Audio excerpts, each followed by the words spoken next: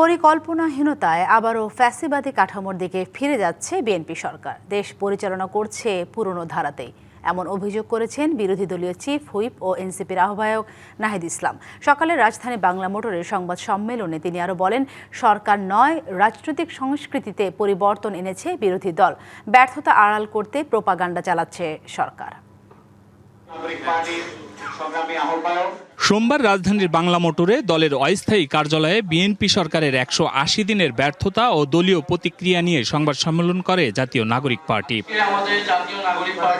এ সময় দলের আহ্বায়ক বলেন, অব্যবস্থাপনা, অদক্ষতা এবং পরিকল্পনাহীনতায় সরকার দেশকে ধ্বংসের দিকে ধাবিত করছে। অব্যবস্থাপনা, অদক্ষতা এবং পরিকল্পনাহীনতা থেকেই সরকার যে ফ্যাসিবাদী স্বৈরতান্ত্রিক কাঠামোতে, সেই কাঠামোতেই ফেরত যাচ্ছে এবং ১৮০ দিনে এটাই প্রমাণিত হয়েছে, পুরনো পরিকল্পনা অনুযায়ী, ফ্যাসিস্টদের পরিকল্পনা এবং নীতি অনুযায়ী তিনি দেশকে পরিচালনা করছেন, দেশকে ধ্বংসের দিকে ধাবিত করছে। আইন শৃঙ্খলা, দ্রব্যমূল্য নিয়ন্ত্রণ ও বিদ্যুৎ সরবরাহে সরকার প্রতিশ্রুতি পূরণে ব্যর্থ হয়েছে। ভয়াবহ লোডশেডিং চললেও এর দায় অন্তর্বর্তী সরকার বা আওয়ামী লীগ সরকারের উপর চাপানো হচ্ছে বলেও অভিযোগ তার। এবং নিত্যপণ্যের বাজারে যে সিন্ডিকেট, সেটা ব্যাপকভাবে পুরো দমে সক্রিয় রয়েছে। আইন শৃঙ্খলার উন্নয়ন আমরা ডেটা দিব, তখনই আপনারা দেখতে পারবেন যে বিগত ৬ মাসের তুলনায়, অন্তর্বর্তী সরকারের তুলনায় আইন শৃঙ্খলার পরিস্থিতি আরও কীভাবে খারাপ হয়েছে।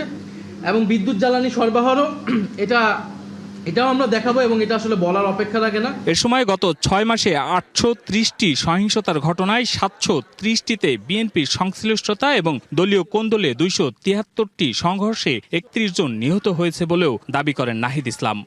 প্রায় ৮৩০টি রাজনৈতিক সহিংসতার ঘটনা ঘটেছে ৬ মাসে, যার ৭৭০টিতেই বিএনপির সম্পৃক্ততা পাওয়া গিয়েছে। এগুলো বিভিন্ন পত্রিকা এবং বিভিন্ন মানবাধিকার সংস্থার রেফারেন্সে আমরা বলছি। প্রায় ৬ মাসে বিএনপি নিজস্ব দলীয় কোন্দল, চাঁদাবাজির হিস্সা, দখলদারিত্ব, আধিপত্য বিস্তারকে কেন্দ্র করে অন্তত ২৭৩টি সংঘর্ষের ঘটনা ঘটেছে, আর যাতে ৩১ জন নেতাকর্মী নিহত হয়েছে। ৬ মাস সরকারকে কাজ করার সুযোগ দেওয়া হয়েছে উল্লেখ করে এনসিপির আহ্বায়ক বলেন, বিরোধী দল হিসেবে তারা দায়িত্বশীল আচরণ করছে।